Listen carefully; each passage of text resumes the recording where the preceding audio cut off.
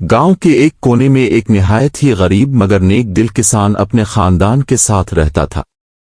इसका मकान कच्ची मिट्टी का था, जिस पर घास फूस की छत थी। आंगन में एक छोटा सा चबूतरा और पीछे चंद दरख्त जो उसके आंगन को सायादार और ठंडा बनाते थे। किसान का नाम रामो था। वो सुबह सवेरे उठकर खेतों में काम करता, बीवी के साथ हल चलाता, बैलों को पानी पिलाता और शाम को थक कर वापस आता। इसकी बीवी कमला निहायत सादा दिल औरत थी, जो अपने शौहर का हाथ बटाने के साथ साथ बच्चों को पढ़ाने लिखाने की कोशिश भी करती। गांव वाले रामू की गुर्बत पर हंसते मगर उसकी दियानतदारी और मेहनत को दिल से सराहते भी। एक दिन गांव में खबर फैली कि राजा खुद अपनी फौज के साथ शिकार पर जंगल आएगा और रास्ते में गांव में कुछ देर के लिए कयाम करेगा। जैसे ही ये खबर फैली तो गांव के सब रईस, जमींदार और मालदार लोग भाग दौड़ में लग गए कि राजा को अपने घर मदऊ करें और अपनी शान व शौकत दिखाएं। बड़े बड़े पकवानों के इंतजामात होने लगे, रंग बरंगे पर्दे सजाए गए, ढोल ताशे बजाए जाने लगे। मगर रामू और कमला खामोश थे, क्योंकि उनके पास ना तो दौलत थी, ना सोने चांदी के बर्तन, ना ही नौकर चाकर। वो बस इतना कर सकते थे कि अपनी झोंपड़ी के सामने सफाई करें और राजा के लिए नेक तमन्नाएं रखें। इधर महल में राजा ने सोचा कि वो गांव वालों की असलियत जानना चाहता है। वो जानना चाहता था कि दौलत और जाह व जलाल के पीछे छुपे दिल किस कदर साफ है। उसने अपनी पोशाक बदल डाली और एक सादा मुसाफिर का भेष बनाकर अकेला गांव में दाखिल हुआ। गांव के सब बड़े बड़े मालदारों के दरवाजों पर दस्तक दी, लेकिन जब उन्होंने इसको फकीर आम आदमी समझा तो किसी ने दरवाजा नहीं खोला। वो बोझल कदमों से चलते चलते रामू की कच्ची झोंपड़ी तक जा पहुंचा। कमला ने जैसे ही दरवाजा खोला तो हैरान रह गई। सामने एक अजनबी मुसाफिर खड़ा था जो प्यास और भूख से निढाल लग रहा था। कमला ने बिला झिझक उसको अंदर बिठाया, पानी पिलाया और घर में जितनी भी मामूली दाल रोटी थी आगे रख दी।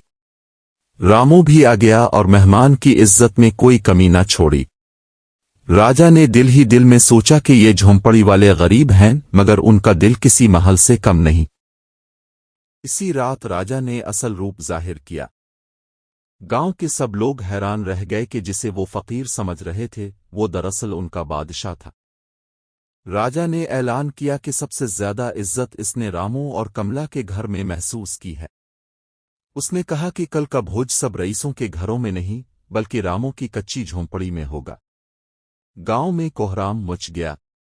मालदारों को शर्मिंदगी हुई और रामू की झोंपड़ी गोया एक महल में बदल गई। अगले दिन जब राजा अपनी फौज और दरबारियों के साथ आया तो झोंपड़ी के सामने सादा मगर मोहब्बत से भरा दस्तरखान लगा हुआ था। कमला ने अपनी मेहनत से खाने तैयार किए थे, गांव की औरतों ने भी मदद की। खाने में सोने चांदी के बर्तन न थे मगर मिट्टी के साफ सुथरे कटोरे और पतीले थे जिनमें खुशबूदार खाना भरा हुआ था। राजा ने जब पहला लुकमा खाया तो उसने कहा कि इस सादगी और मोहब्बत भरी दावत का जायका उसने अपनी सारी जिंदगी में कहीं नहीं पाया।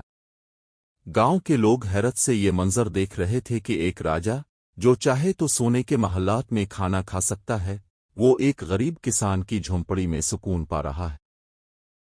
ये मंजर सिर्फ गांव के लिए ही नहीं बल्कि पूरे इलाके के लिए सबक बन गया।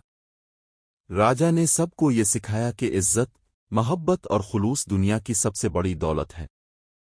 इस दिन के बाद रामू और कमला के घर को सब लोग एहतराम की निगाह से देखने लगे। गांव के बच्चे उनके पास आते, उनसे सबक सीखते कि मेहमान नवाजी और दियानतदारी कभी ज़ाय नहीं जाती।